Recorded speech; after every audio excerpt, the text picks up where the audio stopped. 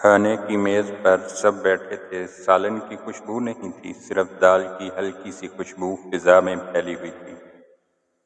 ابا چپ چاپ بیٹھے تھے، نوالا منہ تک لے جاتے اور پھر رک جاتے۔ آخر کار ہمت کر کے بولے، بیٹا مجھ سے دال نہیں کھائی جا رہی، تھوڑا مرغ کا سالن دے دو۔ آواز میں لرزش تھی۔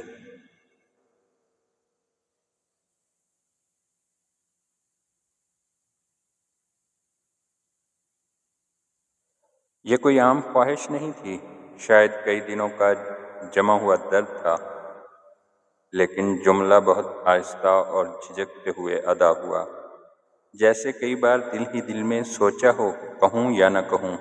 علی کا ہاتھ رک گیا، وہ ایک لمحے کو چونک گیا، اس کی آنکھوں میں شرمندگی اور سوالات اتر آئے، مگر اس کے بولنے سے پہلے ہی کچن سے بیوی کی آواز گونجی، ہم سب کیا بھوکے مر رہے ہیں؟ روز سالن نہیں پک سکتا، دال ہی ملی ہے تو شکر کرو، ہر وقت مرغا گوشت، یہاں نوٹوں کے درخت لگا ہے کیا؟ ابا نے نظریں نیچی کر لی، وہ خاموش ہو گئے،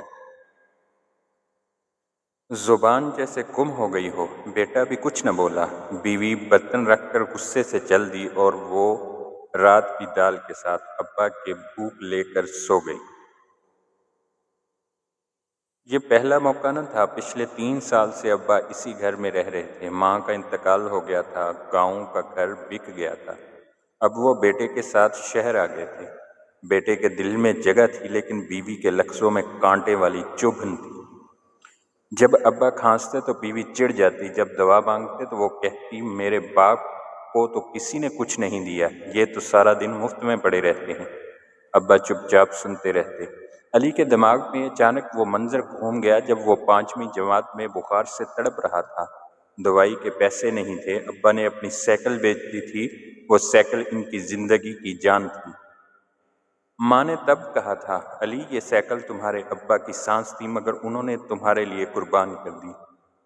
یہ یاد علی کو رلا گئی، لیکن وہ اب بھی خاموش رہا۔ بیوی غلط بھی نہ تھی، وہ سارا دن تھک کر گھر سنبھالتی، بچوں کی فرمائشیں پوری کرتی، محدود آمدنی میں گزارا کرتی۔ اس کے لیے ابا واقعی ایک اضافی ذمہ داری بن گئے تھے۔ وہ علی سے جھنجھلا کر کہتی، میں کیا کروں، بچوں کی فیسیں، تمہارے ابا کا ہسپتال، کچن کے خرچے کہاں سے لاؤں؟ علی پھر بھی خاموش رہتا، اس کے پاس کوئی جواب نہ تھا، مگر ایک ننھی سی آنکھیں سب کچھ دیکھ رہی تھی۔ عائشہ، علی کی بیٹی، جو نانا سے بہت قریب ہو گئی تھی، وہ ان کے ساتھ بیٹھ کر کہانیاں سنتی، ان کی چائے بناتی، اور جب وہ کھانس کھانس کر چپ ہو جاتے تو ان کے ہاتھ تھام لیتی۔ ایک دن ابا نے آہستہ کہا، بیٹا مرغ کا سالن بڑا مزیدار ہوتا ہے، برسہ ہو گیا۔ یہ جملہ عائشہ کے دل پہ نقش ہو گیا۔ اگلے دن عائشہ نے ماں سے کہا، امی کل نانا کے لیے مرغا بنائیں گے، وہ بہت عرصے سے مانگ رہے ہیں۔ ماں چونک گئی، تمہیں کیسے پتا؟ عائشہ نے سادگی سے کہا، وہ رات کو چپکے سے روتے ہیں۔ یہ سن کر ماں کی آنکھیں بھر آئیں، اس نے نظریں چرا لیں۔ ابا کے لیے مرغ کا سالن کوئی بڑی خواہش نہ تھی، اصل خواہش محبت کی تھی، عزت کی تھی۔ وہ دل سے چاہتے تھے کہ بیٹے اور بہو کے ساتھ عزت سے بیٹھیں، اپنی بات کہہ سکیں اور کوئی سن لے، لیکن گھر میں ایسا شور تھا، آوازیں تھیں، تانے تھے، اس شور میں ان کی آواز دب جاتی تھی۔ چند دن بعد ابا کی طبیعت بگڑ گئی، کھانسی نے شدت اختیار کر لی، سانس لینا مشکل ہو گیا، ہسپتال لے جایا گیا، نمونیا ہو چکا تھا۔ اس دوران بہو کو احساس ہوا، یہ انسان بوجھ نہیں مہمان ہے۔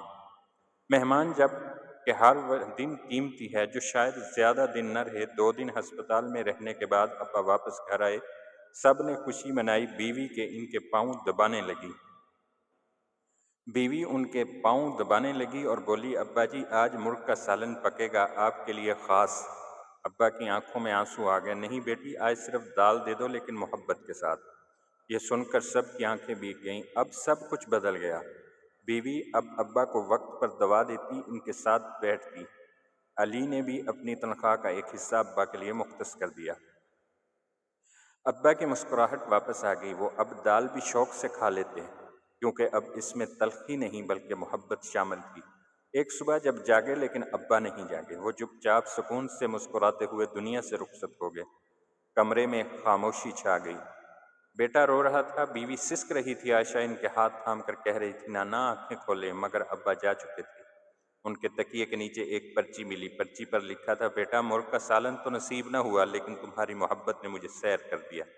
اللہ تمہیں سلامت رکھے تمہارا آپا۔ یہ جملہ سب کو توڑ گیا۔ وہ لمحہ ایک سبق بن گیا۔ والدین کے لیے سالن نہیں، محبت ضروری ہے۔ وہ مانگتے نہیں، صرف چاہتے ہیں کہ بیٹا ان کی بات سنے۔ وہ چاہتے ہیں کہ ان کے بڑھاپے کو بوجھ نہ سمجھا جائے بلکہ عزت دی جائے۔ اس دن کے بعد علی کے گھر کا ماحول بدل گیا۔ اب بچے بھی جان گئے کہ نانا کے بعد بھی ان کی دعائیں باقی ہیں۔ بیوی کو احساس ہو گیا کہ زبان کی سختی کتنی بڑی چوٹ بن سکتی ہے، اور علی اکثر خود سے کہتا، کاش میں ابا کے سامنے کہہ دیتا، ابا مرغ کا سالن کل ضرور بنے گا۔ والدین کو کبھی دنیاوی چیزیں نہیں مانگتے، وہ صرف یہ چاہتے ہیں کہ ان کی عزت ہو، ان کا دل سمجھا جائے اور انہیں محبت دی جائے۔